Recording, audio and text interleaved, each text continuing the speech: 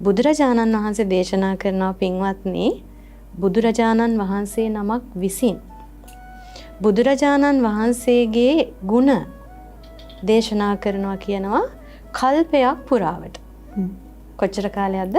කල්පයක් පුරාවට. දැන් ඔබට ප්‍රශ්නයක් එනවා ඇති කල්පය කියන්නේ මොකක්ද? කල්පය කියන කාලය උපමාවක් බුදුරජාණන් වහන්සේම දේශනා කරනවා කල්පය කියන්නේ කොච්චර දීර්ඝ කාලයක්ද කියලා. ඒ තමයි බුදුරජාණන් වහන්සේ දේශනා කරනවා යොදුනක් දිග යොදුනක් පළල යොදුනක් උස කළු ගල් පර්වතයක් තියෙනවා. යොදුනක් කියලා කියන්නේ සැතපුම් 16ක්. එතකොට යොදුනක් උස යොදුනක් දිග යොදුනක් පළල කළු ගල් පර්වතයක් තියෙනවා. අවුරුදු 100කට වතාවක් පුද්ගලයෙක් මේ කළුගල් පර්වතය ළඟට එනවා. අවුරුදු කීයට වතාවක්ද? 100කට එක වතාවක්. මේක උපමාවක්. එයා එන්නේ සිනීදු සේලයක් අතට අරගෙන. ගොරෝසු රෙද්දක් නෙමෙයි.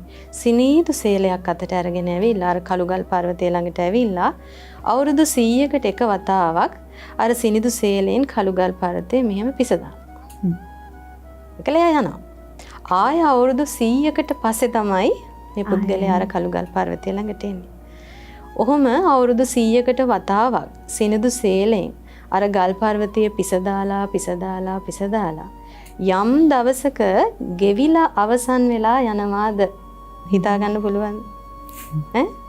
යම් දවසක ගෙවිලා අවසන් වෙලා යනවාද ඒ කාලෙටත් වැඩි කියනවා කල්පය.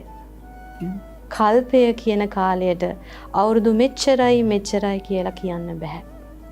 ආන් ඒ වගේ අති දීර්ඝ කාලයක් මුළුල්ලේම බුදුරජාණන් වහන්සේ නමක් විසින් බුදුරජාණන් වහන්සේගේ ගුණ දේශනා කළත් කල්පය ගෙවිලා අවසන් වෙලා යනවා.